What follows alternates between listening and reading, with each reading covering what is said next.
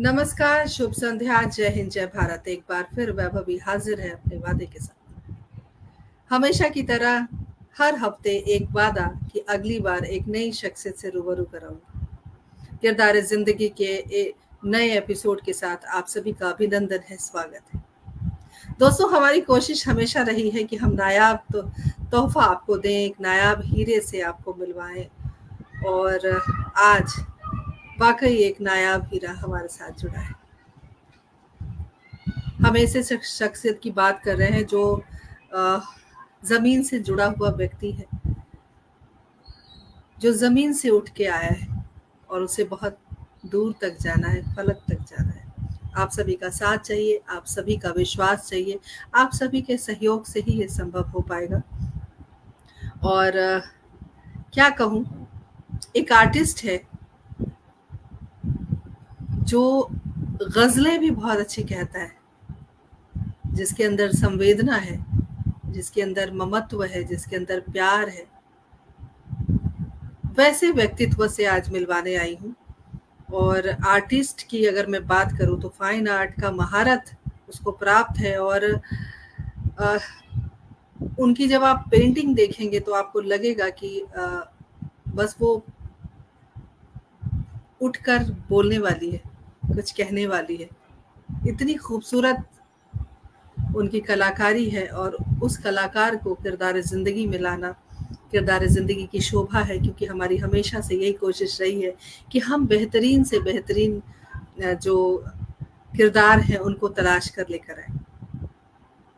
आज 93 कड़ी में आप सभी का पुनः स्वागत, अभिनंदन है। मैं बात कर रही हूँ प्रख्यात चित्रकार कहूँ, गज़लकार कहूँ, एक प्यारा सा बच्चा कहूँ, क्योंकि मुझसे काफ़ी छोटा है। आप सभी से जितने दर्शक जुड़ेंगे मुझे लगता है सबसे बच्चा है वो, लेकिन वो बच्चा बहुत मादा रखता है, वो बच्चा बहुत ज़हीन है, वो बच्चा बहुत प्यारा है और बहुत कुछ है। उसने अपने कहते ना, एक औरत होती है जो अपने आंचल में बहुत कुछ समेटी हुई होती है, तो वो बच्चा भी है। उसने अपने आर्ट के आंचल में बहुत कुछ उसने समेटा हुआ है, जिसमें गम भी है, जिसमें खुशी भी है, जिसमें दुख भी है, जिसमें हौसला भी है, कुछ करने की ललक भी है, जिजीविशा है। आइए उस बच्चे से बात करते हैं। बच्चे के बारे में अगर मैं बताऊं, जी हाँ, बच्चा नहीं है, उनका नाम है प्रखर पुंज, जिनसे मैं आज आपको रूबरू कराने आई हूँ। उनके बारे में अगर मैं बात करूं, फाइन आर्ट और मॉडर्न आर्ट में महारत हासिल है इनको। और रेडियो मौर्य FM 90.8 ये उनका गढ़ है, ये उनका घर है और बहुत कुछ इससे जुड़ा हुआ है। और हम सीधे उन्हीं से बातचीत करेंगे, क्योंकि वो ज़्यादा बेहतर होगा कि प्रखर अपने बारे में हमें बताएं। और प्रखर ने जूलॉजी से BSc किया है, छपरा बिहार से हैं। और आप सभी को पता है कि जो बिहार की मिट्टी है बहुत ऊर्जावान है, बहुत प्रतिभावान है। तो उसी मिट्टी से एक और व्यक्तित्व को लेकर आई हूँ। उनसे ख़ास बातचीत हम करेंगे, उनकी गज़लें सुनेंगे, उनके संघर्ष और उनकी जीवन यात्रा के बारे में हम बात करेंगे और आने वाले भविष्य के बारे में बात करेंगे। चलिए प्रखर से मिलते हैं। प्रखर को हम आमंत्रित करते हैं। प्रखर, बहुत बहुत अभिनंदन करती हूँ, स्वागत करती हूँ और बहुत शुक्रिया अदा करती हूँ हमारे कार्यक्रम का हिस्सा बनने के लिए। सबसे पहले दीदी आपको प्रणाम, और पटल पर जो है सभी साहित्य मनुष्यों और श्रोताओं को, दर्शकों को मेरा प्यार भरा नमस्कार, बहुत बहुत प्रणाम। और दीदी के लिए और हमारे जो भी ऑडियंस है उनके लिए एक मतलब एक शेर आप सबकी नजर कर रहा हूँ कि ज़ौक़े परवाज़ बचाते रहिए, ज़ौक़े परवाज़ बचाते रहिए, जश्ने ज़िंदान मनाते रहिए। फ़िल्म का सीन अभी चालू है, फ़िल्म का सीन अभी चालू है, आप किरदार निभाते रहिए। किरदार ज़िंदगी से जुड़े सभी श्रोताओं को मेरा बहुत-बहुत प्रणाम। वाह वाह वाह, क्या बात है प्रखर, पुनः अभिनंदन करती हूँ। धीरे धीरे हमारे दर्शक हमसे जुड़ रहे हैं और जैसे ही उनके संदेश हम तक पहुंचेंगे हम आप तक पहुंचाएंगे। कार्यक्रम को जब भी हम शुरू करते हैं तो हमारी यही कोशिश रहती है कि जो भी किरदार हमसे जुड़े हैं उनकी पारिवारिक पृष्ठभूमि के बारे में बात करें, क्योंकि परिवार है तो हम हैं। तो चलिए आपके परिवार के बारे में हम जानते हैं, हमारे दर्शकों को आप बताएं अपने बारे में। आप कहाँ से आते हैं, परिवार में कौन-कौन है और बाकी आपकी शिक्षा दीक्षा कहाँ हुई है, वो सब हमारे दर्शक जानना चाहते हैं। स्वागत। सबसे पहले तो मैं प्रखर पुंज बिहार से हूँ मूलतः। और बिहार में एक गांव है सिवान जिले में बनसूही, वो हमारा पैतृक घर है। और हमारे पिताजी एक शिक्षक हैं, एक अध्यापक हैं और बच्चों को शिक्षा देते हैं। कितने बच्चों का उन्होंने भविष्य बनाया है। एक शिक्षक का की जो भूमिका होती है वो मेरे पिता ने बखूबी निभाई। और कलाकार होना एक महज एक संयोग नहीं है, क्योंकि पिताजी हमारे तबला वादक और राष्ट्रीय ख्याति प्राप्त तबला वादक। और बोलते हैं ना कि हेरेडिटरी, क्योंकि जूलॉजी हम पढ़ा है मैंने तो चाहेंगे थोड़ा कि आप बहुत। अपने पिताजी का नाम ज़रूर हमें बताएँ। मेरे पिताजी का नाम श्री शंकर सिंह है, माता का नाम संध्या कुमारी। और मेरे माता-पिता, मेरा एक छोटा भाई है, हम बस 2 भाई हैं। परवरिश हमारी छपरा में हुई है, जहाँ मेरे पिताजी की कर्म भूमि रही। और वहाँ से संगीत का माहौल था घर में, कलात्मकता खून में थी। और पिताजी को भी बड़ा, मतलब मेरे रोल मॉडल जो है ना मेरे माता-पिता ही हैं, क्योंकि पिताजी ने शैक्षणिक जो भी चीज़ें थी वो तालीम दी और माँ ने आध्यात्मिक दी। मेरी माँ की वजह से मुझे भगवत गीता मैं देख पाया, भगवत गीता माँ ने खरीद के लाया। और उस वक़्त मोबाइल और इंटरनेट का ज़माना नहीं था कि how many shlokas and adhyayas in Bhagavad Gita search कर लें और पता चल जाए। तो मेरी माँ बजाते एक-एक अध्याय के सारे श्लोकों का की गणना करके जोड़ी और जोड़ने के बाद पता चला कि 18 अध्याय होते हैं, 700 श्लोक होते हैं। और 700 श्लोकों को अगर तुम प्रतिदिन 2 श्लोक याद करते हो तो 1 वर्ष में तुम भगवत गीता याद कर लोगे। और इस तरीके से माँ के प्रयास से भगवत गीता याद कर पाए। तो माता-पिता ही की ही परवरिश है जो कुछ भी है। ये हमारा एक छोटा-सा परिवार है। मेरे भाई भी अभी स्काउट एंड गाइड्स के 3 डिस्ट्रिक्ट के जो है यूथ सेक्रेटरी हैं। रेड क्रॉस संस्थान से जुड़े हुए हैं। कई सारी समाज समाज सेवी संस्थाओं से जुड़े हुए हैं। उनकी अपनी संस्था है। कोविड के टाइम में रेमडेसिविर जो इंजेक्शन शॉट लग रहे थे, उसकी शॉर्टेज थी। इवन लोग कालाबाज़ारी भी कर रहे थे। तो ये लोग 1300 ऑक्सीजन सिलेंडर और रेमडेसिविर की 100 इंजेक्शन बूस्टर के साथ ये लोग लाइफलाइन थे, 300 लड़कों की टीम। और उसमें से 3 लड़कों ने ज़िंदगी भी गँवाई, समाज सेवा करते हुए, कोविड का शिकार हो गए। तो फाइटर घर से हैं और सफ़र जारी है। बिल्कुल, परिवार से पता चलता है कि आप कितने बहादुर हैं और कितना कुछ आप करना चाहते हैं, या ईश्वर की देन है जो आप परिस्थितियाँ चाहे जैसी भी बेशक। हों आप यहाँ पर हैं। और हमारे साथ राजीव अग्रवाल जी जो पटल के संयोजक हैं जुड़ गए हैं। आदरणीय डॉक्टर रत्नेश्वर सिंह जी पटना से जुड़े हुए हैं। बहुत-बहुत अभिनंदन, स्वागत करती हूँ। बेहतरीन कवि, बेहतरीन साहित्यकार, आप सभी का अभिनंदन करती हूँ, स्वागत करती हूँ। जुड़े रहिए, बने रहिए और कार्यक्रम को ज़रूर शेयर कीजिए। आपने कहा कि जीन होता है, एक वंशानुगत चीज़ होती है, कुछ अपने अंदर पूर्वजों से हमें वो चीज़ मिलती है, विरासत में मिलती है। तो अगर आपके अंदर आर्ट है, तो वो जो आर्ट है वो कहीं न कहीं ज़रूरी नहीं है कि कोई ब्रश पकड़े घर में तभी वो आर्ट हमारे अंदर। कला बहुत तरह की होती है।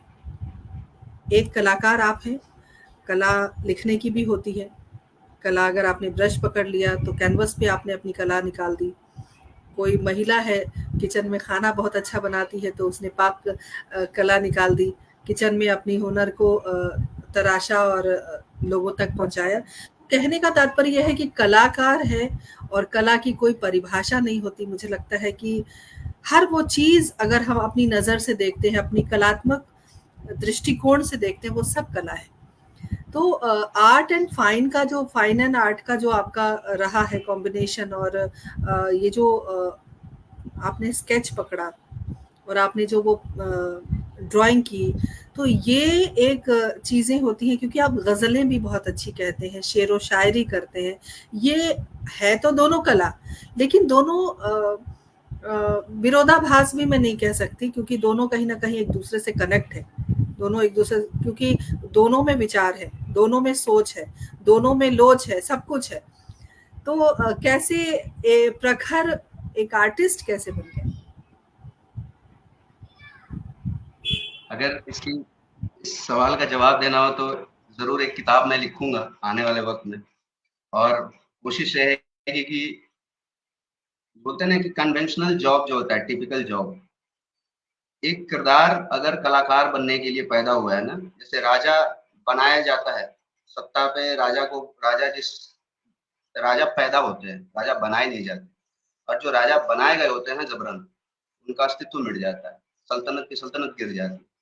उसी तरह कला मुझे लगता है कि कलाकार या फनकार पैदा होता है, बनाया नहीं जाता। एक वक़्त आता है वो तराशा जा रहा होता है, प्रकृति तराशती है, ईश्वर तराशता है, अलग-अलग सिचुएशन को लेकर। तो बड़ी रोमांचक स्टोरी है। मेरी छोटा था जब, तो चूँकि पिताजी तबला वादक थे, तो संगीत में ताल देना जब रियाज़ करते थे और बच्चे सीखने आते थे, तो गायन वाले भी आते थे। तो हुआ कि जब पिताजी तबला वादक हैं, तो हमें गायन में जाना चाहिए। तो पिताजी की अच्छी प्रतिष्ठा थी, अच्छी ख्याति थी, तो एक उस्ताद थे। अब वो दौर बहुत याद करता हूँ क्योंकि आज की डेट में इतना प्रखर कमर्शियलाइज़ेशन हो गया है, शिक्षा के प्रखर लिए प्रखर जहाँ तक हमें पता है, आदरणीय अटल बिहारी वाजपेयी जी से सम्मानित हैं आपके पिताजी। जी। बिल्कुल, सौभाग्य रहा पिताजी जी। का हमारे क्योंकि जब पिताजी उनसे मिले थे तो उन्होंने कहा था कि एक प्रधानमंत्री से नहीं मिल रहे हैं आप, एक कलाकार से मिल रहे हैं, एक सरस्वती पुत्र से मिल रहा है। तो ये सौभाग्य था हमारे पिताजी का। तो संगीत की तरफ रुचि हुई जब छोटा था मैं 8-9 साल का होऊँगा। तो 1-2 साल जो है शास्त्रीय संगीत का विधिवत मैंने तालीम लिया। लेकिन अचानक से एक दुर्घटना घटी और मेरा शरद गरम जो बोलते हैं हमारे बिहार में, तो कोल्ड लगने की वजह से मेरी आवाज़ थोड़ी-सी फट गई। मतलब पिचिंग वॉइस पिच जो होता है वो थोड़ा-सा फट जाता है। फिर धीरे-धीरे बच्चा होता है, बच्चे के मन में बहुत सारी आकांक्षाएँ होती हैं, एम्बिशंस होते हैं, कभी डॉक्टर बनना है, कभी इंजीनियर बनना है, कभी पायलट बनना है, कभी सिंगर बनना है। तो फिर धीरे-धीरे और जिस उस्ताद से मैं सीख रहा था, अब ये मेरा दुर्भाग्य है कि बड़े लोगों की संगत में बहुत कम नसीब हुआ है, लेकिन इतने बड़े लोगों से मिले हैं, उनके कम समय में मिले हुए जो भी चीज़ें उनकी मिली मुझे, वो एक सौभाग्य की तरह रही और जीवन भर के लिए जुड़ गई। तो उनका निधन हो गया उस्ताद जी का। फिर हमारा मन एकदम से उचट गया कि हम संगीत नहीं करेंगे। फिर मेरे छोटे भाई को हुआ कि तो फिर आप क्या करोगे? तो मेरा धीरे-धीरे एक आइसोलेशन के दौर में गुज़रने के बाद धीरे-धीरे मन में कोई चीज़ उकेरने का क्योंकि बचपन में हर कोई आर्टिस्ट होता है। आप नोटिस करेंगे कि हर छोटा बच्चा आप भी या किसी भी जो भी दर्शक सुन रहे हैं, सब किसी ने बचपन में ड्राइंग की कर रखी है। सबने किया है। कोई नहीं मान सकते कि कोई मैंने कह दे कि बहुत मैंने कभी गंदी ड्राइंग करी थी, बहुत गंदी ड्राइंग। मैं सिर्फ पहाड़ ड्राइंग बनाती थी और पेड़ बनाती थी, और कुछ नहीं आता था बनाना। अरे दीदी वही कह रहा अरे आप यकीन नहीं करेंगे अब ये घटना आपने कहा गंदी अब गंदी से याद आया कि जब सेकंड क्लास में था मैं तो चित्र बनाना था तो ड्राइंग के पेपर पे मुझे चूहा बनाना था और मैं एक गोल भी नहीं खींच पाया था पूरा सादा शीट सबमिट किया था और मुझे ड्राइंग में 0 नंबर आए थे क्योंकि मैंने कुछ बना ही नहीं था और मैं रो रहा था, मेरे हाथ काँप रहे थे कि क्या हो गया, मुझे तो बनाने नहीं आ रहा है। दोस्तों को रिक्वेस्ट किया कि भाई मुझे मेरा बना दे, नहीं तो मैं फेल कर जाऊँगा और वही हुआ 0 नंबर आया पेंटिंग में। तो 0 नंबर आने वाला एक इंसान जिसको ड्राइंग में 0 नंबर आता है, ईश्वर की कृपा रही, किरदार उसने गढ़ा और एक फाइन आर्टिस्ट बना मैं। अब सफ़र ऐसे हुआ कि मेरे पिताजी के प्रशंसक थे उनके मित्र। उन लोग की कलाकारों की एक मंडली होती है। एक कोई उसमें से कॉमन दोस्त होता है, उसकी एक दुकान होती है, वहाँ लोग का एक बैठक एक पंचायत की तरह लोग बैठते हैं। तो वहाँ पे एक हमारे जो उस्ताद हुए, चित्रकारी के, मेहदी शॉ नाम है उनका और हमारी परंपरा रही है कि उस्तादों का नाम लेने के समय कान पकड़ते हैं, क्योंकि ईश्वर का नाम और उस्ताद का नाम ऐसे नहीं ले सकते और वो धर्म से मुसलमान हैं। लेकिन उन्होंने मेरे माता-पिता के बाद मेरे जीवन में जो कलात्मक और एक मतलब ना कि सशक्त मनुष्य बनने के पीछे के जो प्रोसेस होता है, वो इंसान हमारे पीछे उनका बहुत बड़ा रोल है, मेहदी शॉ। तो मेरे पिताजी ने बोला कि मेरा बेटा ड्राइंग की तरफ बड़ी अभिरुचि है उसकी, मैं चाहूँगा कि आप सिखा देते तो बड़ी कृपा होती। तो बोले कि उसको लेके आइए स्टूडियो में, हमारा क्लास चलता है सैटरडे और संडे। तो मेरे पिताजी आए बड़े खुश हो के बोले कि भाई तुमको सर मिल गए हैं पेंटिंग वाले, तुम पेंटिंग करो। तो आज के समय में माँ-बाप ऐसे नहीं है, अगर वो बच्चे को अगर तालीम भी दे रहे हैं, ऐसा नहीं है कि कलाकार नहीं बन रहे हैं आज के डेट में, लेकिन कमर्शियल कलाकार बन रहे हैं। माँ-बाप बच्चों को 8-9 साल की उम्र में इंस्टा पे रील बनवा रहे हैं कि फेमस हो जाए। आर्टिस्ट कैसे बनते हैं, एक परंपरा होती है, एक तालीम लेना पड़ता है, एक तपस्या है, एक साधना है।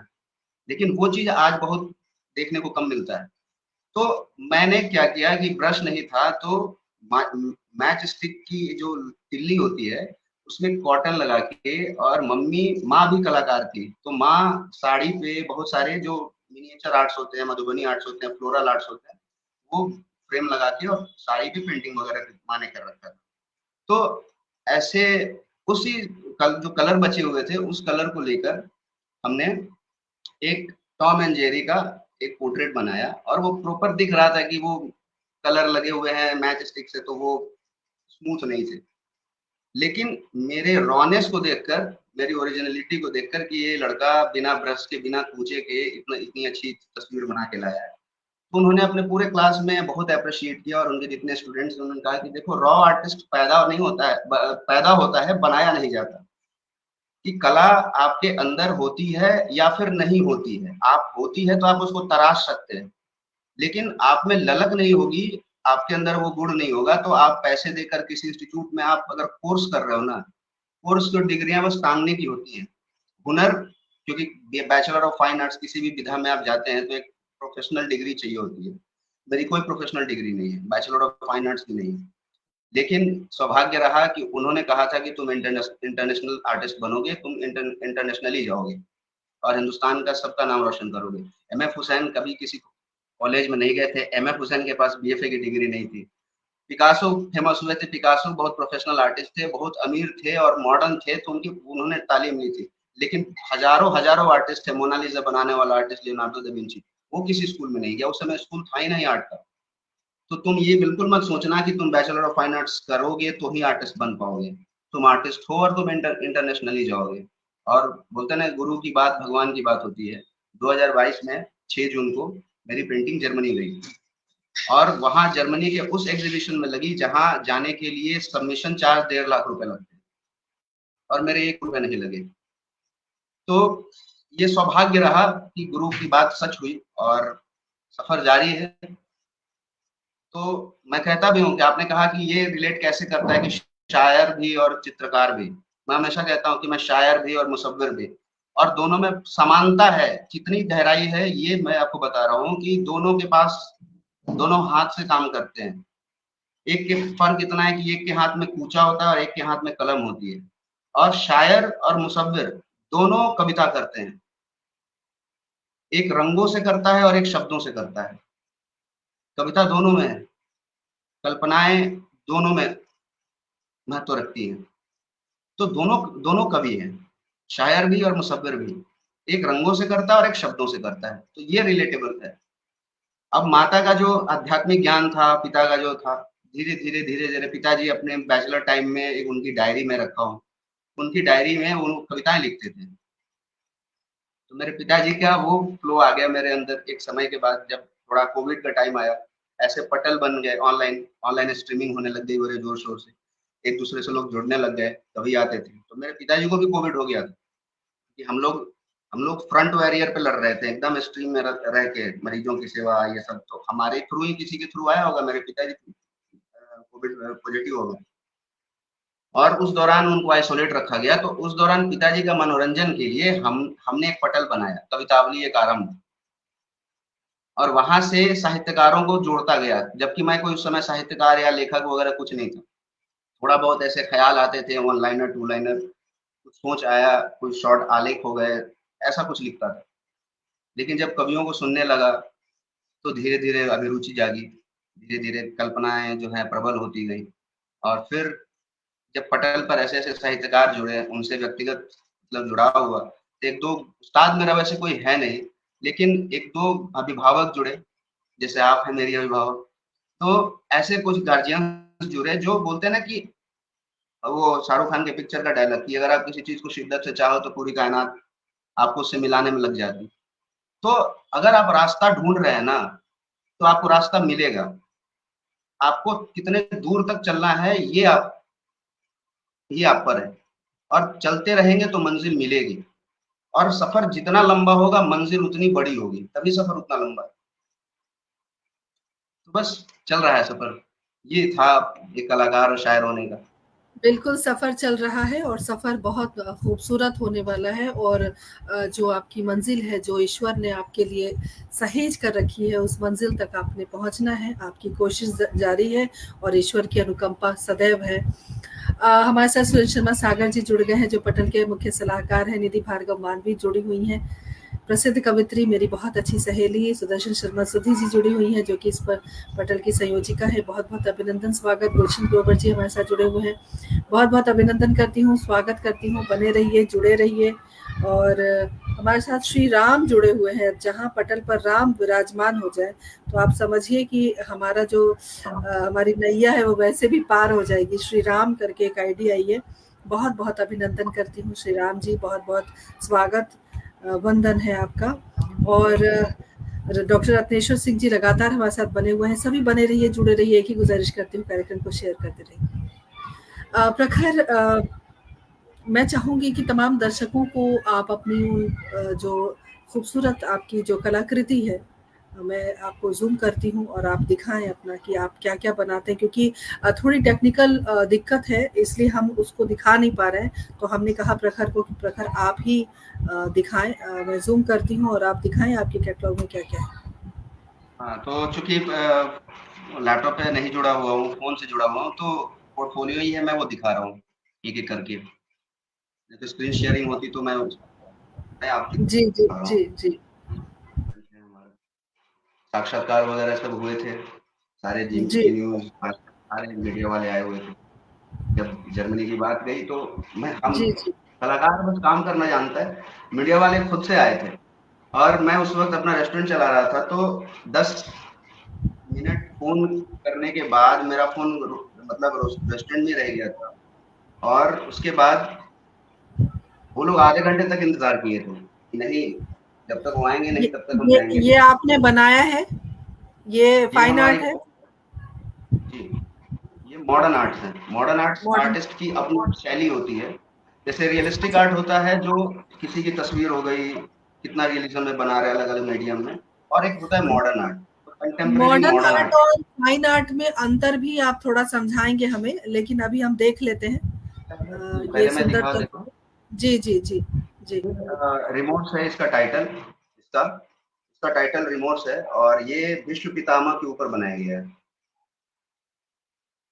इसमें लिखा भी अच्छा, हुआ है कि this painting is associated with Mahabharata portraying the portraying the legendary character of Bhishma and his pain of failure while establishing dharma in Hastinapur. बढ़िया। ये हमारी प्रतिनिधि तस्वीरें हैं हमारी। ये हमारी तस्वीर है क्लैश ऑफ मदर, माँ का संघर्ष। तो ये उस पे बना हुआ अच्छा, है। लंबी लंबी चौड़ी थ्योरीज हैं इसके अंदर और फिलोसफीज हैं और ये सोल्ड हो चुकी है मुंबई में। 3 पेंटिंग मेरी सोल्ड हो चुकी है मुंबई के रंगशाद्रा होटल के लिए। ये इसकी प्राइसिंग 50,000 रुपए है और मॉडर्न आर्ट्स अच्छी बिकती हैं, अच्छे प्राइसेस में बिकती हैं। ये है तांडव। कथकली केरला का एक जो है प्रसिद्ध नाट्य शैली हाँ, नृत्य शैली है। तो जी, जी। कथकली के मुद्रा में शिव के 2 तांडव होते हैं, एक सृजनात्मक और एक विध्वंसक। दोनों हुँ। तांडव को जो है यहाँ दिखाया गया, दर्शाया गया है। ये भी सोल्ड हो चुकी है, ये भी 50,000 में बिकी है। क्या बात है! बहुत-बहुत अभिनंदन। धन्यवाद दीदी। और ये मेरी प्रतिनिधि पेंटिंग है क्योंकि यही पेंटिंग हमारी जर्मनी गई थी और इस पेंटिंग का नाम है ब्लिस ऑफ विज़डम। एक इस पेंटिंग अध्यात्म के माध्यम से क्या बताना चाहते हैं आप? इसके माध्यम से इसकी इसकी एक शॉर्ट ब्रीफ है, मैं सुना दे रहा हूँ। This painting expresses the real scientific philosophy of the ancient Sanatan Dharma, where enlightenment of a sage is coloured with saffron and the proven science of Kundalini chakras. Kundalini जागृति के बाद जो सिद्धस्थ हाँ होते जी। हैं मनुष्य, हुँ, हुँ, योगी बनते हुँ, हैं, उस प्रोसेस को हुँ। दिखाया गया है। तो बहुत इस पेंटिंग की ऑक्शन प्राइस जर्मनी में लगी और इसकी ऑक्शन प्राइस 12 लाख रुपए है। क्या बात है! एक ही नहीं है, और ऑक्शन प्राइस अगर पेंटिंग की लगती है तो उसको धीरे धीरे अलाइनमेंट करते हैं आगे और फर्दर एग्जीबिशन के लिए। तो नेक्स्ट बहुत मंथ में आप गोवा से ये सिंगापुर जा रही है, सिंगापुर आर्ट एग्जीबिशन में। बहुत बढ़िया, बहुत बढ़िया। हमारी ओर से बहुत सारी शुभकामनाएँ आपको। बहुत शुक्रिया दीदी। ये है, इसको बोलते हैं कैलीग्राफी बोल सकते हैं, एक कैलीग्राफी टेक्सचर एक शैली है। इसमें इजिप्शियन साइंस लिखे गए हैं और भगवत गीता के श्लोक लिखे गए हैं। और अच्छा, कैलीग्राफी फॉर्म में 3 stages of life.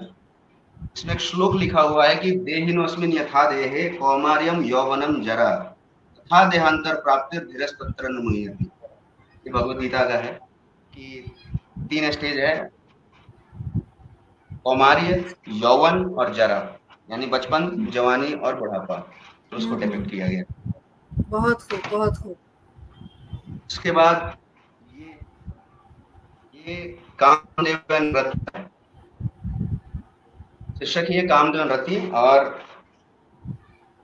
The plot has been taken from Shiv Purana. Hmm, When hmm. Kamdev and Rati are trying to break Shiva's depressing penance to save the world from his endless anger, when his wife sacrificed her life after getting insulted by her father Daksh.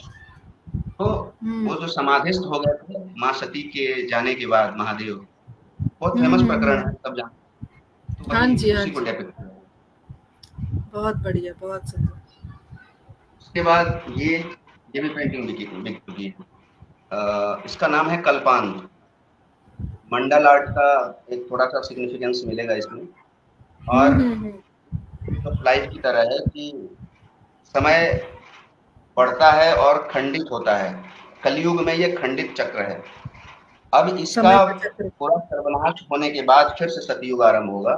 तो इसमें कलयुग में वही लोग survive करेंगे, अगर जो एक भविष्य पुराण में लिखा हुआ है या हमारे ग्रंथों में लिखा हुआ है या अलग अलग हुँ, रिलीजन्स की अपनी अपनी फिलॉसफी है कि सत्य हुँ। प्रताड़ित होता है, पराजित नहीं होता। धर्म वाह! अधर्म क्या कितना भी बात! है, विनाश तो उसका होता है। तो जो बिल्कुल धर्मनिष्ठ सही। होंगे यानी जो आध्यात्मिक होंगे वही सरवाइव करेंगे, अदरवाइज सब कुछ समाप्त हो जाएगा। तो नाम ही है कल्पांत। कल्प जो होता है 1000 युगों के बाद एक कल्प आता है, फिर वो बहुत बढ़िया। रिसाइकलिंग होती प्रखर आपके लिए प्रश्न की झड़ियाँ लग रही हैं। प्रश्न आ रहे हैं दर्शकों की ओर से और मैं चाहूँगी कि उसका उत्तर आप ज़रूर दें। और बहुत सारे दर्शक श्रोता हमारे साथ जुड़े हुए हैं प्रखर, मैं आपको बताना चाहती हूँ। हमारे साथ मनोज जी जुड़े हुए हैं, बहुत-बहुत स्वागत। अमरजीत यादव अमर हमारे साथ जुड़े हुए हैं, बहुत-बहुत अभिनंदन करती हूँ। है। डॉक्टर भाई है रत्नेश्वर मेरा सिंह दोस्त जी। अमरजीत यादव और बहुत अच्छे शायर हैं। अरे वाह! क्या बहुत बात है। जिंदा फिर तो जिंदा इंसान है, बहुत फिर बहुत तो प्यारा दोस्त है मेरा। बहुत-बहुत अभिनंदन करती हूँ, आपसे मिलना होगा प्रखर के माध्यम से ज़रूर। प्रखर कुछ बेशक। प्रश्न आए हैं, मैं चाहूँगी कि और ये मॉडर्न आर्ट और जो फाइन आर्ट है उसमें एक अंतर मैं चाहूँगी कि आप ज़रूर दर्शाएँ। मैं अंतर ज़ूम करती अंतर आ हूँ। रहा है, अंतर आ रहा है। एक एक अभी जो मिनट। दिखाया वो कल्पनाशील तस्वीरें थी, वो मॉडर्न आर्ट थी, और वो रिजेंबल करती है आर्टिस्ट की अपनी आइडेंटिटी को कि वो नया दुनिया को क्या दे रहा है। बाकी तो हुँ, हुँ। रियलिस्टिक आर्ट्स हैं, और रियलिस्टिक आर्ट्स मॉडर्न आर्ट की उत्पत्ति ऐसे हुई थी कि जब कैमरे का आविष्कार नहीं हुआ था तो दुनिया भर के आर्टिस्ट जो थे, जैसे राजा रवि वर्मा की तेल तेल वाली जो तस्वीर है, ऑयल पेंटिंग जो है, वर्ल्ड फेमस है। उन कितने रियलिस्टिक आर्टिस्ट होते थे, साल्वाडोर डाली का the endless time, the last supper Leonardo da Vinci का, मोनालिसा देखे, इतने उदाहरण है रियलिस्टिक पेंटिंग की जो वास्तविक तस्वीरें हैं एकदम।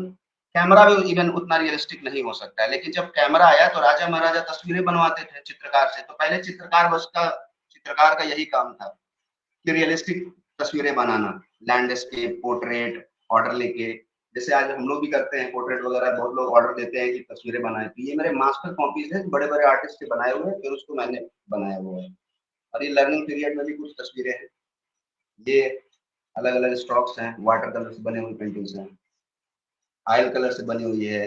लाइन ड्राइंग है, एक्रेलिक कलर ये से बना कोने में हुआ है। नूतन नूतन जी लग रही है ना, नूतन है, नूतन की तस्वीर। जी, बिल्कुल नूतन की तस्वीर है। और मदर टेरेसा हैं, और ये कथकली के हैं कलाकार, है ना। बिल्कुल, ये लाइन ड्राइंग बहुत है, ब्लैक पेन हम्म, पे, हम्पी का। बहुत बहुत तो बढ़िया, बहुत बढ़िया। अब ये है रियलिस्टिक आर्ट, ये है फाइन आर्ट, कि इसमें फाइनेस्ट माने रियलिस्टिक टच होते हैं।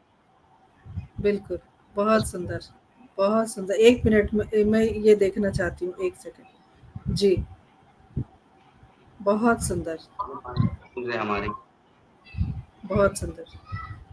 चलिए अब थोड़ी देर के लिए हम इन तस्वीरों को विराम दें, क्योंकि हम एक शायर को भी थोड़ा चाहते हैं कि वो हमारे सामने आए, कुछ शेरो शायरी हो जाए। लेकिन उससे पहले एक प्रश्न आया है जो मैं पढ़ के सुनाना चाहती हूँ आपके लिए। अ, जी, उन्होंने, सुदर्शन शर्मा सुधीर जी ने लिखा है कि आर्ट की भाषा दूसरे आर्टिस्ट को समझ आती है कि नहीं आती है। दूसरा दूसरा प्रश्न है कि मॉडर्न आर्ट जब तक कलाकार समझाए नहीं तब तक समझ में नहीं आती। तो क्या देखने वालों को ही समझ में नहीं आती, या अन्य जो कलाकार हैं उन्हें भी समझ में नहीं आती? ये उनका एक बहुत ही प्यारा सा बच्चों वाला नहीं, बहुत रोचक बहुत है रोचक, रनिया। बहुत रोचक प्रश्न है। और इस प्रश्न का उत्तर हम चाहते हैं कि जी। संशय संशय थे हर एक दिमागी दिमाग में होता है। जब आप कभी एग्जीबिशन जाएंगे कहीं किसी जगह पे, किसी आर्ट गैलरी में या कहीं पे, अगर कोई पेंटिंग्स की एग्जीबिशन लगी हुई है, हमेशा लगती है, दिल्ली में लगती है, वर्ल्ड वर्ल्ड आर्ट समिट लगता है, दिल्ली आर्ट समिट लगता है, तो देखिएगा कि दर्शक जो होते हैं वो साधारण नहीं होते। मतलब ऐसा नहीं कि जो भीड़ होता है, कोई कथा हो रहा है तो लोग सत्संग सुनने चले जाते हैं। उसमें भी आप देखेंगे, सत्संग भी अगर हो रहा है ना, तो अगर 1000 आदमी की 1000 श्रोता बैठ के सुन रही है, उसमें सुनने वाले का जो सेंस ऑफ ह्यूमर और उसके चेहरे का जो एक्सप्रेशन होता है, उससे आप पता लग जाएगा कि सत्संग सुन कौन रहा है और कौन सिर्फ मंडली में बैठा हुआ है।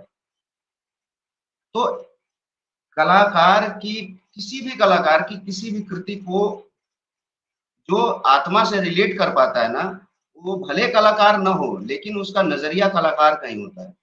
तो एक कलाकार को एक कलाकार ही समझ सकता है। और रही बात टेक्निकलिटी की, तो डेफिनेटली ब्रीफिंग जरूरी होती है। इसीलिए मैंने छोटा छोटा सिनॉप्सिस दे रखा है, हर पेंटिंग्स की 2-2 पन्ने की 3000-4000 वर्ड्स की पूरी डिस्क्रिप्शन है कि कौन से स्ट्रोक्स यूज किए गए हैं। आप मॉडर्न आर्ट का की जो शैली, उसमें नया आप क्या देते हैं, तो मेरी शैली है कि मैं मिक्स मीडिया करता हूँ, एक्रेलिक भी करता हूँ और कलर्स के बहुत कंट्रास्ट यूज करता हूँ, और पेन वर्क भी, लाइन ड्राइंग भी होती है हमारी। तो अब अलग अलग थीम पे, माइथोलॉजी से बहुत लगाव है, माइथोलॉजी नहीं कहता मैं, अध्यात्म से बहुत लगाव है। तो आध्यात्मिक कथाएं जो हमारे पुराणों में है, इतना कंटेंट है, बॉलीवुड आज कुछ नहीं बना रही है। यही देखिए साउथ में इतने इतने सारे कंटेंट उठा रहे हैं, हनुमान बना रहे हैं, अभी कल्कि आ रहा है। तो हमारे पास इतना कंटेंट है, किसी भी काम को किसी भी विधा में करके दिखाने के लिए दुनिया को, कि दुनिया झुकेगी और सलाम करेगी कि हम किस सभ्यता से आते हैं, किस संस्कृति से आते हैं। तो मैं सनातन को लेके चल रहा हूँ, अध्यात्म को लेके चल रहा हूँ, और वो चला रहे हैं। आर्टिस्ट आर्टिस्ट समझते हैं और बहुत ऑडियंस बढ़िया। भी समझती है, लेकिन उसका एक विजन आर्टिस्टिक होगा तब वो समझेगी। एक और प्रश्न मेरे पास आया है प्रखर, मैं चाहूंगी कि आप उसका उत्तर दें। डॉक्टर रत्नेश्वर सिंह जी ने लिखा है कि मोनालिसा की जो हंसी थी, उस हंसी को समझना थोड़ा मुश्किल था तब तक जब तक लियोनार्डो दा विंची ने उसे स्पष्ट नहीं किया। एक तो इनकी ये बात रही। उसके बाद हमारे साथ पूनम मल्होत्रा जुड़ गई हैं। पूनम जी, बहुत बहुत स्वागत, अभिनंदन करती हूँ। उसके अलावा एक और रत्नेश्वर सिंह जी का प्रश्न है, मैं चाहूंगी उसका उत्तर आप जरूर दें। लेकिन अभी हम गजल सुनना चाहेंगे आपसे, और वो भी तरन्नुम में। लेकिन ये प्रश्न है कि हमेशा से एक प्रश्न रहता हमेशा है। से एक प्रश्न रहता है कि कला कला के लिए, कला जीवन के लिए आप किसके पक्षधर हैं? कला कला के लिए और कला जीवन के लिए। हम कला जीवन के लिए पक्षधर हैं सर, क्योंकि जीवन सबसे बड़ी कृति है प्रभु की। ऊपर जो बैठा है ना, वो सबसे बड़ा कलाकार है। मजदूर दिवस के दिन बहुत लोग कह रहे थे कि मजदूरों के लिए कार्यक्रम में गया था, तो एक आदरणीय ऐसे संबोधित कर रहे थे कि हम मजदूरों के प्रति बड़ी सहानुभूति रखते हैं और उनके सम्मान में, उनकी याद में हम मजदूर दिवस मनाते हैं। हम कहें कि आप यानी मजदूर नहीं है। जो लेबर है, जो ईंटें ढोता है, वही बस मजदूर है। एक सबसे बड़ा मालिक ऊपर बैठा है और सब मजदूर हैं। बिल्कुल तो सही। जीवन सबसे बड़ी कलात्मक कृति है ईश्वर की। तो जीवन है तो कला है, कला से ही जीवन है। और बिल्कुल रही सही बात कहा लियोनार्डो दा आपने। विंची की मोनालिसा की, तो मोनालिसा की पेंटिंग के बारे में बताया कि जो चीज़ जितनी ज़्यादा कंट्रोवर्सी क्रिएट करती है, वो उतनी ही लोकप्रिय होती है। कंट्रोवर्सी ही मतलब लोकप्रियता। तो मोनालिसा की पेंटिंग अगर चोरी नहीं की गई होती 2-3 बार, जितनी-जितनी बार चोरी हुई, उसकी सिक्योरिटी बढ़ी और धीरे-धीरे लोग जाने। लियोनार्डो दा कई बार होता है कलाकार को उसके किए का उसके जीवन भर में नहीं मिलता, उसके मरणोपरांत मिलता है। तो लियोनार्डो दा विंची की तस्वीर मोनालिसा केवल 12 साल होंठ बनाने में लगे थे। 12 साल वो बंदा केवल होंठ बनाया था। और लियोनार्डो दा विंची की बहुत लोग नहीं जानते कि मोनालिसा को उसकी प्रेमिका नहीं थी। लियोनार्डो दा विंची का सेल्फ रियलाइजेशन था, शीशे में आईने के सामने खड़े होकर उन्होंने तस्वीर बनाई है कि अगर मैं स्त्री होता तो मैं कैसा दिखता। तो लियोनार्डो दा विंची का वुमेन पर्सोनिफिकेशन है मोनालिसा। वो खुद को ही स्त्री बना के उसने तस्वीर बनाई। ये उसके पीछे का रहस्य है। बिल्कुल सही कहा आपने। और हमारे साथ हास्य के कवि आदरणीय बसंत श्रीवास्तव जी जुड़ गए हैं, जो शिवपुरी से आते हैं, मध्य प्रदेश से। बहुत-बहुत स्वागत अभिनंदन करती हूँ। हमारे साथ प्रणव सिंह राजपूत हमारे साथ जुड़े हैं, बहुत-बहुत अभिनंदन स्वागत करती हूँ। और अब राजपूत चलिए हमारे भाई हैं। गज़लों की तरफ आपका चलते हैं क्या प्रखर, थोड़ा-सा हवा का रुख बदलते हैं। बिल्कुल। तो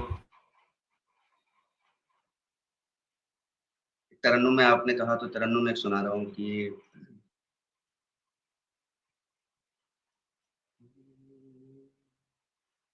तो देखिए कि तीर लगता नहीं निशाने पर,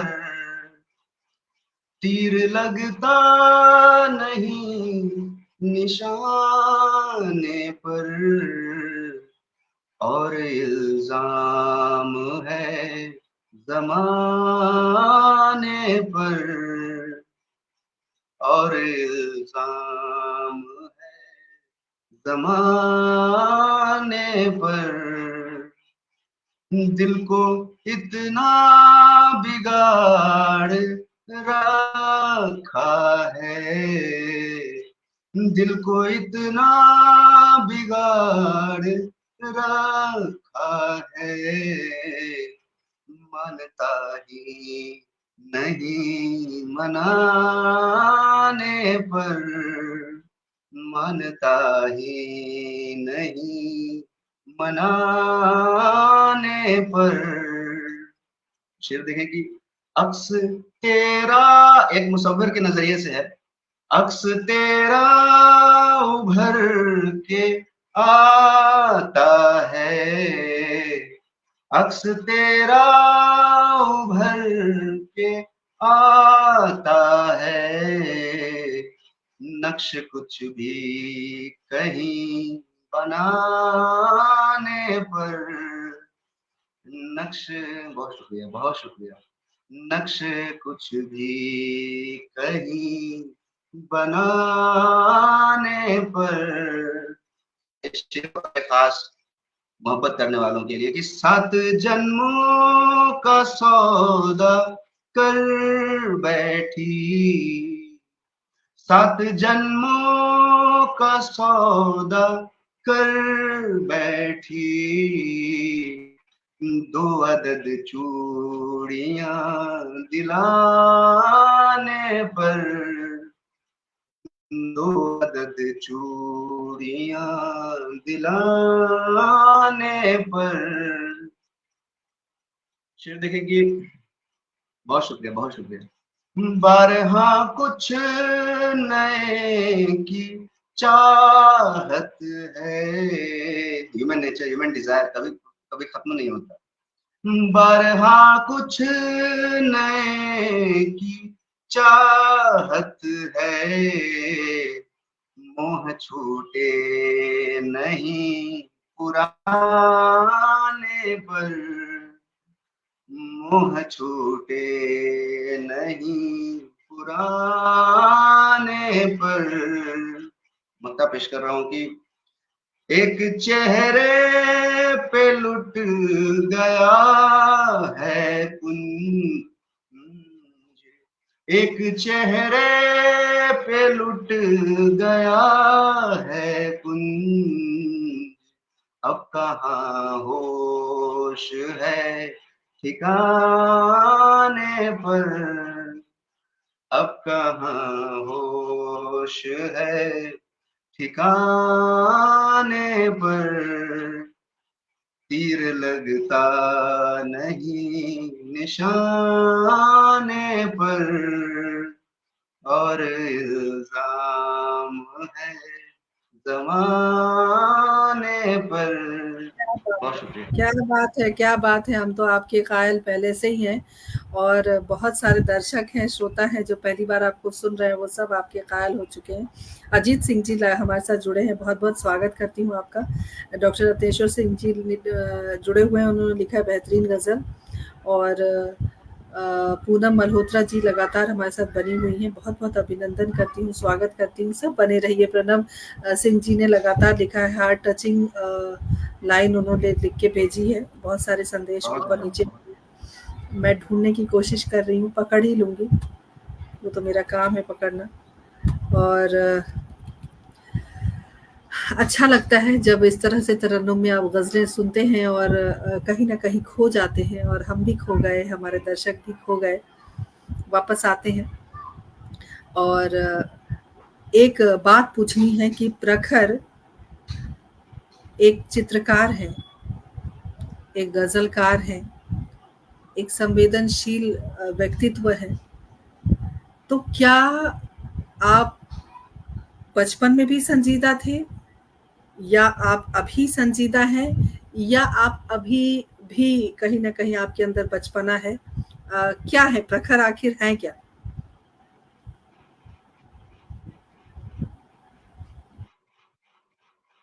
आयरन मैन वाला डायलॉग याद आ गया कि आयरन मैन बोलता है कि लोहे का टीन हटा दो तो तुम हो क्या, तो बोलता है कि एक प्ले बॉय, एक एंटरप्रेन्योर, एक एक जीनियस। तो संजीदगी जो है ना, वो इंसान के जीन में होती है, जन्म से होती है। कोई संवेदनशील, उसकी वो संवेदनशीलता, उसकी संजीदगी एक्टिव हो जाती है, हो सकता है किसी घटनाक्रम की वजह से, कोई हादसा हो जाए या कोई ऐसी कुछ बात हो जाए। अच्छा बुरा दौर जिंदगी में हर दिन लगा रहता है, लेकिन मुझे लगता है कि जैसे माँ बाप होते हैं, जैसे माँ बाप की परवरिश होती है, जैसे संस्कार मिले होते हैं, व्यक्ति का निर्माण उसका उसके घर से होता है। तो जो संजीदा है वो ताउम्र संजीदा रहता है, संजीदगी खून में होती है। और बोलते हैं ना कि हम आपके कैसे आदर्श होते हैं, आपके कौन आदर्श हैं, आपके इष्ट कौन है, इस सारी साइकोलॉजी से पता चलता है कि आपका कैरेक्टर क्या है, आप किस तरीके के हैं। हम विवेकानंद भी हमारे आइडल हैं और भगत सिंह हमारे आइडल हैं, उसके अलावा में हम कोई किसी को अपना इंस्पिरेशन नहीं मानते।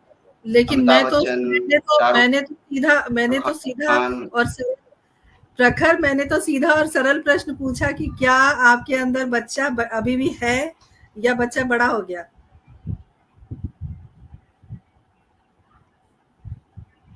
बिल्कुल। बच्चा बच्चा अगर बड़ा हो गया तो फिर इंसान बड़ा हो ही नहीं सकता। बोलते हैं ना कि आखिरी शैया पर भी आप पड़े हो ना, आपको मरना चाहिए। बच्चा मर गया फिर आप इंसान हो ही नहीं, बच्चा रहना चाहिए। बहुत तो ये बढ़िया तो बच्चा प्रखर, है जी। बहुत बहुत शुक्रिया मेरे इस प्रश्न का उत्तर देने के लिए। राष्ट्रीय संगीत कला मंच से हमारे साथ जुड़े हैं। अब कौन जुड़ा है ये नहीं पता मुझे, लेकिन राष्ट्रीय संगीत कला मंच आपका अभिनंदन करती हूँ, स्वागत करती हूँ। और उन्होंने एक फरमाइश की है कि आप गज़ल कहें, गज़ल सुनाएं, और बहुत अच्छा लगता है जब। और सुदर्शन जी ने लिखा है कि विभा प्रखर से मिलवाने के लिए धन्यवाद। आप सभी का धन्यवाद, क्योंकि आप सभी आए हैं तो प्रखर को प्रखर आपने बना दिया। और जो प्रखर के साथ पुंज है, वो मेरी पूंजी है जीवन की, जो आज हमने उस धरोहर को संजोया है किरदार जिंदगी के रूप में। तो चलिए प्रखर, उस बच्चे को जरा हम बाहर निकालते हैं और एक बढ़िया सी तड़कदार भड़कदार एक और गजल हम सुनते हैं, क्योंकि बहुत सारे श्रोता हैं जो आपकी गजल सुनने के कायल हैं और गजल सुनना भी चाहते हैं, हम भी सुनना चाहते हैं। तो आप कुछ सुनाएं।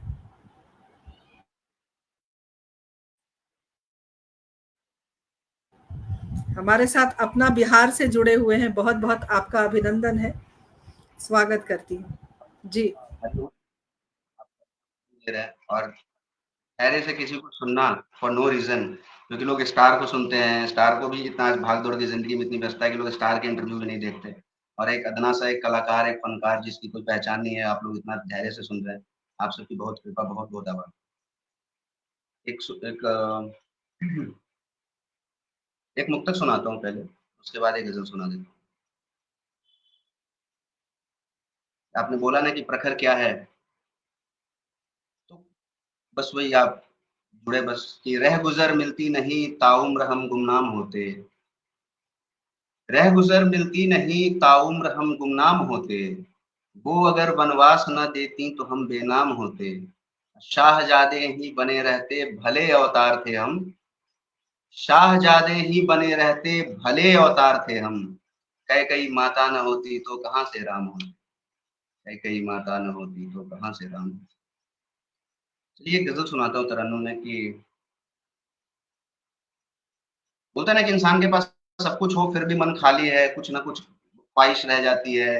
तो सब कुछ होने के बावजूद आपको आप जब ऐसी विडंबना होती है कि आपके पास सब किसी के पास सब कुछ है, फिर भी मन नहीं है, मन खुश नहीं है, मन में शांति नहीं है। और जिसके मन में प्रखर शांति है उसके पास कुछ नहीं है, फिर भी मन शांत है। तो इसी प्रखर एक थीम पे गुज़ारिश एक गज़ल है। एक गुज़ारिश और आई है, आपकी गज़ल हम सुनेंगे, उसके बाद इस गुज़ारिश पर भी ज़रा गौर फरमाइए। अपना बिहार से लिखा है इन्होंने कि ज़रूर, आप बिहार ज़रूर, से हैं। मैं समझ गया। जी, जी, जी, आप सुनाएँ, सुनाएँ ज़रूर, इरशाद। मेरे बिहार की तरफ कविता है, वो मैं सुना दूँगा गज़ल के बाद। तो गज़ल ये है कि मतलब देखें कि बेखुदी रहती है साथ से खुदी के बाद भी। बेखुदी रहती है साथ से खुदी के बाद भी। दिल नहीं लगता तेरी मौजूदगी के बाद भी। दिल नहीं लगता तेरी मौजूदगी के बाद भी। भोर होने को तो मन की हो चुकी कब की मगर। भोर होने को तो कब की हो चुकी मन की मगर। कुछ अंधेरा रह गया है रोशनी के बाद भी। कुछ अंधेरा रह गया है रोशनी के बाद भी। चारागर मतलब डॉक्टर होता है, चारागरी का मतलब इलाज। इस नजाकत से दिले हसास को मारा गया। इस नजाकत से दिले हसास को मारा गया। जख्म भर पाए नहीं चारागरी के बाद भी। जख्म भर पाए नहीं चारागरी के बाद भी। और एक फनकार कलाकार का जो दौर है उसने जो काम कर दिया होता है वो कभी सब समृद्धि के पीछे नहीं भागता। वो अपने कर्म के पीछे भागता है और उसकी बस हमेशा ये गुंजाइश ये उसके अरमान रहते हैं कि इतना कर जाऊं कभी भी मर जाए तो कोई फर्क नहीं है। जिंदगी लंबी नहीं होनी चाहिए, बड़ी होनी चाहिए। उस पे एक शेर है उस हवाले से। अब सरे मंजिल भी मर जाए तो कोई गम नहीं। अब सरे मंजिल भी मर जाए तो कोई गम नहीं। नक्शे पा जिंदा रहेंगे जिंदगी के बाद भी। पैरों के निशान नक्शे पा जिंदा रहेंगे जिंदगी के बाद भी। बेखुदी रहती है साथ से खुदी के बाद भी। दिल नहीं लगता तेरी मौजूदगी के बाद भी। बहुत बहुत शुक्रिया। मैं गाता नहीं, मैं गायक उम्दा नहीं हूँ। गज़ल, बहुत आप लोग खूबसूरत तरन्नुम और प्रखर हमारे साथ ममता मनीष सिन्हा जुड़ गई हैं, जो झारखंड की बहुत प्रसिद्ध कवियत्री हैं और मेरी छोटी बहन है। बहुत-बहुत स्वागत करती हूँ, बहुत अभिनंदन है। और पूनम मल्होत्रा जी लगातार बनी हुई हैं, उन्होंने लिखा है विवाह का खूबसूरत संचालन और प्रखर की गज़ल और मुस्कुराहट, क्या बात है। बहुत-बहुत शुक्रिया पूनम जी, बहुत शुक्रिया। आप सभी का बहुत-बहुत आभार हमसे जुड़ने के लिए। और जाते-जाते मैं गज़ल तो ज़रूर सुनूँगी और हमारे दर्शक भी सुनना चाहते हैं। आर्यन सिंह हमारे साथ जुड़ गए हैं, आदरणीय, बहुत-बहुत अभिनंदन, स्वागत। हाँ जी, कुछ कह रहे थे? किसी ने कहा था आप बिहार से कोई जुड़े थे, वो बोलो ने कहा था कि हाँ, बिहार पे कोई रचना हो तो सुना। वो ज़रूर आप सुनाएँ, अभी आपको जाने नहीं देंगे हम, क्योंकि कुछ बातें और करनी है। और कहते हैं कि एक कलाकार जो होता है वो वाक़ई में कलाकार होता है। तमाम दर्शकों को, हालाँकि मुझे थोड़ा-सा व्यक्तिगत है, मुझे नहीं कहना चाहिए, लेकिन मैं ज़रूर कहना चाहती हूँ कि प्रखर ने आज बहुत बड़ी चीज़ खोई है, बावजूद उसके मुस्कुरा रहा है, बावजूद उसके इस पटल पर अपनी कलाकारी बिखेर रहा है। मैं समझ सकती हूँ कि प्रखर वाक़ई बेहतरीन कलाकार है, जो अपनी मुस्कुराहट के पीछे अपने आँसुओं को पी रहा है। इन्होंने आज अपने बहुत सुंदर, बहुत ही प्यारे मित्र को खोया है। उसके बाद भी जो हिम्मत है, जो हौसला है, उस हौसले को बटोर कर, समेट कर इस मंच पर डटे हैं, अड़े हैं और अपनी कलाकारी बिखेर रहे हैं, कलाकारी दिखा रहे हैं। तो प्रखर, इस हौसले के लिए मैं आपका अभिनंदन करती हूँ। और ये बोलना बहुत ज़रूरी था, चूँकि आप एक कलाकार हैं और ज़िंदगी में उतार-चढ़ाव बहुत आते हैं, मुश्किलें बहुत आती हैं, हालात बहुत ख़राब हो सकते हैं, लेकिन हम अपने कर्तव्यों का निर्वहन करते हैं और बहुत हँस के करना चाहिए। उसकी मिसाल आज आप बने हैं और मैं तहे दिल से आपको बहुत सारी शुभकामनाएँ भी देती हूँ और बहुत आपके इस हौसला को हम सलाम करते हैं। और गज़ल, बिहार के ऊपर जो आपने कुछ रचनाएँ लिखी हैं, वो ज़रूर सुनाएँ। और एक गज़ल तो हम और सुनेंगे तरन्नुम में, ये तो फ़रमाइश है। जी, जी। क्या कह रही दीदी? मैं कह रही हूँ बिहार हाँ पर बिल्कुल, आपकी जो जो रचना है वो जो ज़रूर घटना आज हुई, सुनाएँ और हम तरन्नुम में आपकी गज़ल भी सुनेंगे। चलिए, the show must go on. Bihar के ऊपर एक कविता लिखी थी, छंदमुक्त कविता है और उसका नाम है गौरवशाली बिहार। बिहार से दिल्ली आने का क्रम यही रहा कि उस कविता को बिहार दिवस पर बजाया जाता है और मुझे लगता है कि मेरे पेज से नहीं गया वायरल, लेकिन जैसे आपन बिहार एक पेज है, वैसे ही बिहारी नंबर वन एक चैनल था। उसके माध्यम से किसी ने पोस्ट डाली और वो कविता इतनी लोकप्रिय हुई कि तकरीबन 1.2 मिलियन 10-12-11 लाख लोगों ने उसको सुना है। तो उम्मीद करते हैं कि जो बिहार से होंगे वो गौरवशाली बिहार ज़रूर सुने होंगे और ये वही कविता मैं आपको सबको सुना रहा हूँ कि पूरा बिहार का दृष्टांत है कि भोजपुरी, मैथिली, अंगिका, मगही भाषाओं का विस्तार हूँ। मैं भारत का कंठहार हूँ, मैं गौरवशाली बिहार हूँ। मैं गणतंत्र का सा क्षमा चाहेंगे, फिर से वो पढ़ता हूँ। भोजपुरी, मैथिली, अंगिका, मगही भाषाओं का विस्तार हूँ। मैं भारत का कंठहार हूँ, मैं गौरवशाली बिहार हूँ। मैं चंद्रगुप्त मौर्य हूँ, मैं विष्णुगुप्त का धैर्य हूँ। मैं चंद्रगुप्त मौर्य हूँ, मैं विष्णुगुप्त का धैर्य हूँ। मैं वीर कुंवर सिंह खुदीराम और जयप्रकाश का शौर्य हूँ। माँ सीता और अहिल्या के सतीत्व का अहंकार हूँ। मैं भारत का कंठहार हूँ, मैं गौरवशाली बिहार हूँ। मैं दधीची के वज्र का प्रहार हूँ। मैं जिस छपरा से आता हूँ वही छपरा में दधीची आश्रम है, वहीं पे उन्होंने अपनी अस्थियों का दान दिया। मैं दधीची के वज्र का प्रहार हूँ, मैं पोरस सा फौलादी दीवार हूँ। मैं अशोका की भयंकर तलवार हूँ, मैं बुद्ध और महावीर के ज्ञान का संचार हूँ। मैं भारत का कंठहार हूँ, मैं गौरवशाली बिहार हूँ।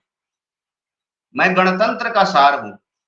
जब दुनिया खानाबदोश जीती थी तो हमारे लिच्छवी में पहला गणराज्य था। मैं गणतंत्र का सार हूँ, मैं बापू के सपनों का आकार हूँ। नालंदा की धरा से मैं ज्ञान का प्रसार हूँ। मैं दिनकर, रेणु, बाणभट्ट और भिखारी का संसार हूँ। मैं भारत का कंठार हूँ, मैं गौरवशाली बिहार हूँ। मैं शेर शाह की दहाड़ हूँ, मैं दशरथ माझी सा पहाड़ हूँ। मोहब्बत में लोगों का दिल टूटता है और दिल टूटने पे लोग अपनी नसें काटते हैं। उस इंसान ने पहाड़ काट के रास्ता बनाया और उसका फेमस डायलॉग था कि भगवान के भरोसे मत बैठिए, क्या पता भगवान आपके भरोसे बैठा हो। क्या बात है! तो बिल्कुल मैं सही कहा शेर आपने। शाह की दहाड़ हूँ, मैं दशरथ मा जी। मैं शेर शाह की दहाड़ हूँ, मैं दशरथ माझी सा पहाड़ हूँ। मैं ऊंच नीच का भेद नहीं, मैं जन गण मन का प्यार हूँ।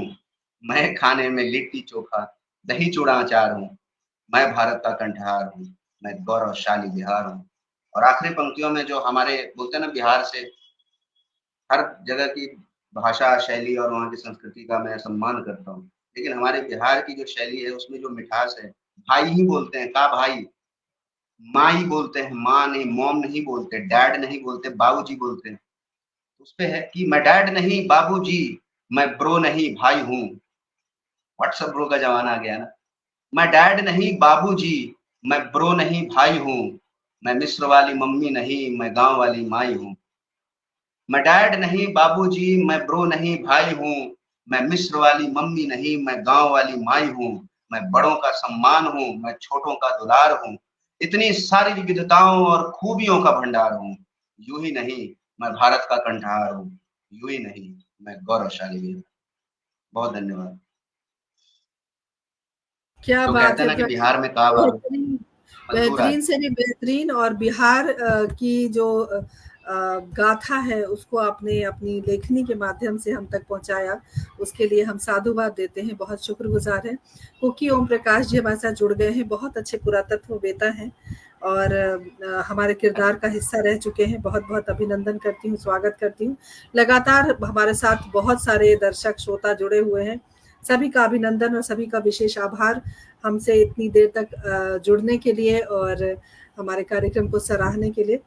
प्रखर, मैं चाहूंगी कि दो बातें, एक तो तरन्नुम में गजल सुनेंगे आखिर में, और एक ऐसा संदेश जो आप आने वाली पीढ़ी के लिए, आपके जैसे नौजवान के लिए, क्योंकि भारत नौजवानों का देश है, तो उनके लिए क्या संदेश आप देना चाहेंगे वो ज़रूर मैं चाहूँगी कि आप देकर यहाँ से विदा लें। और तरन्नुम में एक गज़ल हम सुनते हैं क्योंकि हमारे पास ज़्यादा समय नहीं है, तो हम बिल्कुल। चाहेंगे कि एक गज़ल आप ज़रूर सुनाएँ। एक कलाकार के नाते नहीं, एक व्यक्ति, एक मनुष्य के नाते कहते हैं ना कि सबसे बड़ा कलाकार वो है और हम सब पपेट्स हैं और अपने अपने किरदार निभा रहे हैं। तो जो भी जीवन है बस एक लाइन में, the show must go on. और वही बात जो उन्होंने कही थी कि भगवान के भरोसे मत बैठिए, क्या पता भगवान आपके भरोसे बैठा हो। तो बस अपना कर्म कीजिए और कभी दूसरों से उम्मीद मत कीजिए कि कोई आएगा और आपका वक्त बदलेगा या आपको आपका स्थान देगा। आपको अपना हक खुद से लड़के, किसी और से लड़के नहीं लेना है। खुद से लड़के, अपनी परिस्थितियों, विषम परिस्थितियों से लड़के, अपनी चुनौतियों से लड़के खुद को बेहतर बनाना है और खुद को कम्पीट करना है। हर एक लेवल पे खुद को हराना है और हार जितनी बड़ी होगी, जीत उतनी उतनी सशक्त होगी। फेल बेटर बोलते हैं कि फेल बेटर, देन आपकी जो सक्सेस है ना वो उतनी बेटर होगी। बुरे तरीके से फेल होना जरूरी है, तभी आप सही तरीके से जीत पाएंगे। तो बस लगे रहिए और लड़ते रहिए।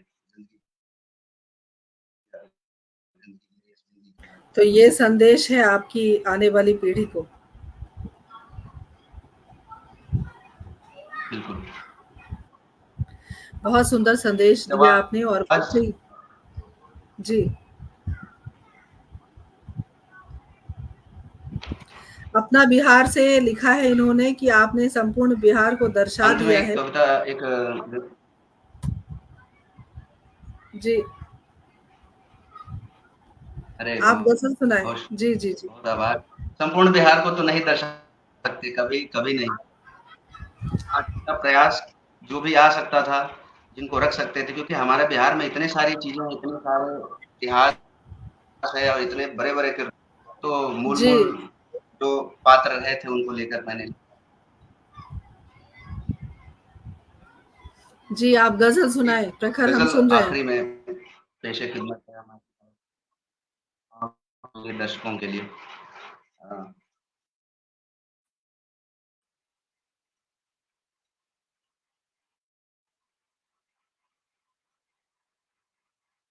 बीच-बीच में कॉल आ जा रहा है, क्षमा चाहेंगे थोड़ा। आवाज़ आ रही है दीदी? जी, आपकी आवाज़ आ रही है। ठीक है, आखिरी में एक गज़ल पेश कर रहा हूँ। जी, जी, स्वागत है। है। मतलब देखिए कि हमें इतिहास के उन्वान होते, हमें इतिहास के उन्वान होते, नहीं थमते तो एक तूफ़ान होती। एक संदेश भी है जाते-जाते सबके लिए कि नहीं थमते तो एक तूफ़ान होते, हमारे कृष्ण होते सारथी गर। हमारे ये कर्ण के हवाले से है ये शेर। हमारे कृष्ण होते सारथी गर, तो हम दिनकर से भी दिनमान होते। क्या बात! अविवेकी मन जो रखते अश्व गर्जन, ये अश्वत्थामा के लिए है। विवेकी मन जो रखते अश्व गर्जन, प्रबलतम पुंज बल के मान होते। कलंकित कैकई करती न खुद को, कलंकित कैकई करती न खुद को, तो सब प्रभु राम से अनजान होते। नहीं खाते चने अभिशप्त थे जो, मित्रता की पराकाष्ठा है। नहीं खाते चने अभिशप्त थे जो, सुदामा कृष्ण से धनवान होते। हमें इतिहास के उन्वान होते, नहीं थमते तो एक तूफान होते। और एक मतलब एक शेर आखिरी में मोहब्बत के नाम, मोहब्बत से शुरू किया था और ये तरन्नुम में सुना दे रहा हूँ ताकि आपके जहन में खुशनुमा याद रखें। मतलब देखें कि अगर तुमको हमसे शिकायत नहीं है, अगर तुमको हमसे शिकायत नहीं है, अगर तुमको हमसे शिकायत नहीं है, तो फिर ये भी तय है मोहब्बत नहीं है। क्या बात है, क्या बात! है बोलते हैं ना कि जहाँ बर्तन होते हैं बजते हैं, या जिससे मोहब्बत ज्यादा होती है उसको लोग ज्यादा चिल्लाते हैं, ज्यादा लड़ते हैं उसको। तो फिर ये भी तय है मोहब्बत नहीं है।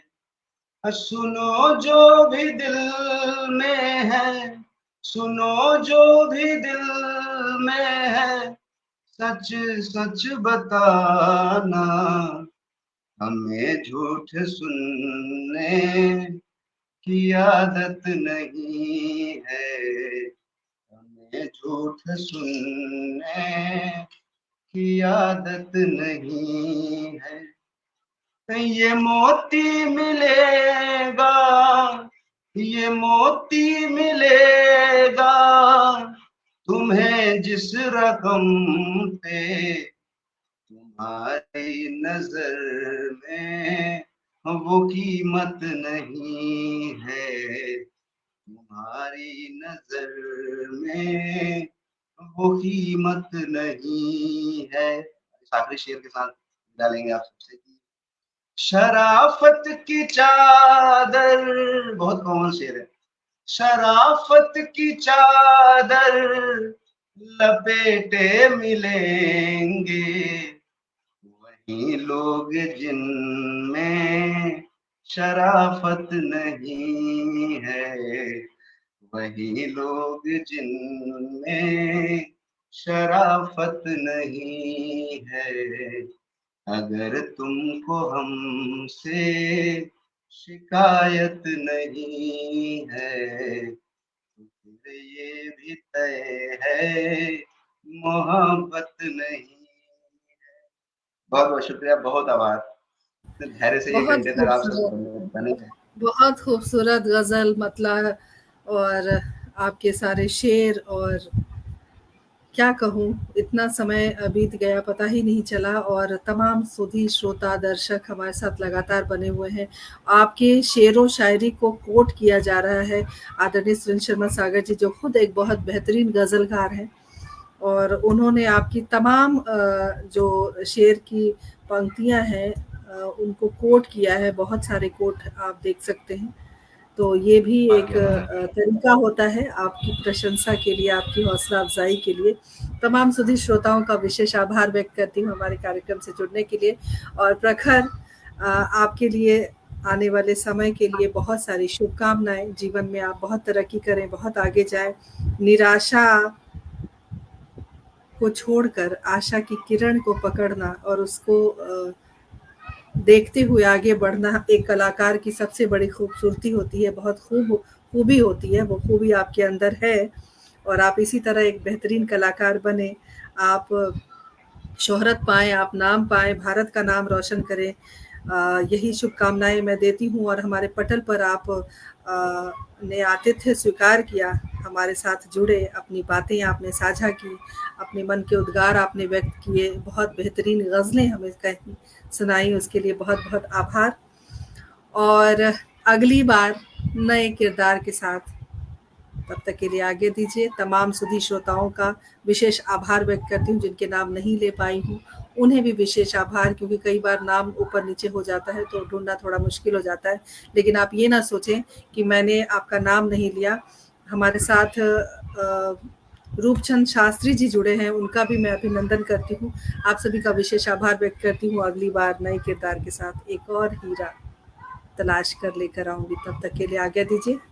जय हिंद, जय भारत। नमस्कार।